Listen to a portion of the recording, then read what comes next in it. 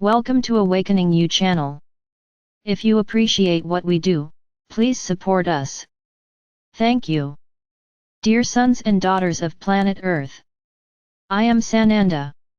Once again, I declare that being here is a reason for great joy, for a lot of light for my soul. Everything is as planned. The moment of revelations is approaching with great strides. Be ready, my brothers, are as balanced as possible. Put on your protections, put on your armor, have your masters around you. It won't be a moment, it will just be the beginning of a new time, the beginning of a new era, where dogmas will fall, declarations will fall, supposed truths will fall, and the masks, without exception, will definitely fall. You imagine, sometimes you even create what will come, but objectively you have no idea what lies ahead. It is necessary for each soul, each mind, to be fully connected with the light in the way that best suits it. It is as if you were today, each, built a safe room, an indestructible room, where neither wind, nor water, nor fire, nor the movements of the earth will be able to destroy it. And what is this room? They are your protections from the beings of light, they create this room for you. Inside it nothing will reach them. The main purpose that we have been doing all this time is to teach you how to create this environment, to teach you how to have us around you, but unfortunately many of you have not yet done so. Many of you just understand that in times of distress it will be enough to call us and we will be there for you.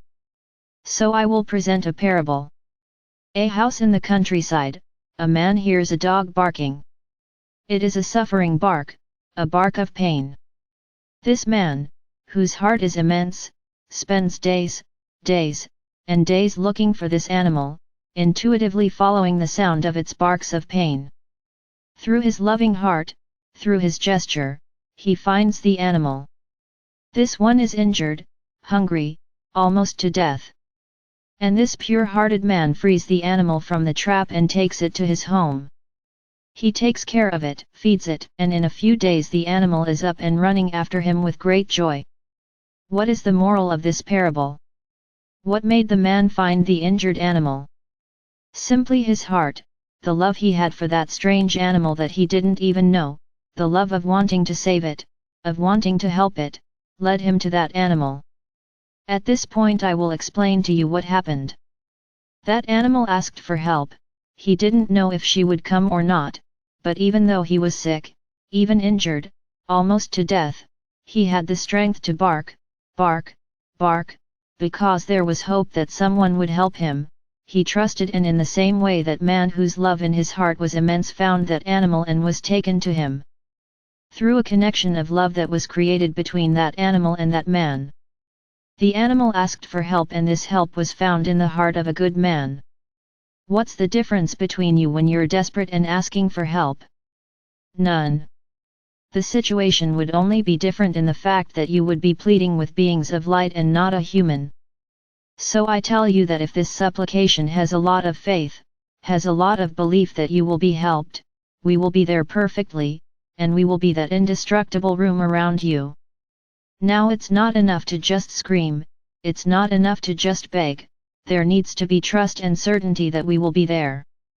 So many of you don't create this trust, you think that in times of despair you just need to shout and we will be there. I'm not saying we will abandon you, but it's all proportionate to your faith, it's proportionate to your confidence, and not just the ego of feeling like you're threatened and asking for help. I ask a question. How many of you continue to insist on knowing who your masters are? The vast majority will respond, I've tried several times and given up. That's exactly what you do, they don't have persistence and don't trust that they will succeed. So they never succeed and worst of all they give up. Then, when everything happens, you thought you had the right to have our help immediately, because it wasn't your fault that you couldn't find out who we were. It was very difficult for you. But you want the help. There is a difference between trusting and knowing that everything will turn out the right way, and asking for help just to save yourself. The difference is huge from our side. So I say to each one of you, that this indestructible room, as if it were a small vessel, an ark, as you wish, it is very easy to create. You just need to trust, you just need to surrender to our protection, and then no matter what happens, you know that we will be there. So I repeat again, our protection is proportional to the size of your belief, the size of your faith. So if your belief and your faith are immense, how can you not reach us? If you believe that we are all around you, why can't you hear us, see us, feel us? And then you will certainly have countless answers to give. Starting, failing, and giving up is easy for you, persisting is something very little used.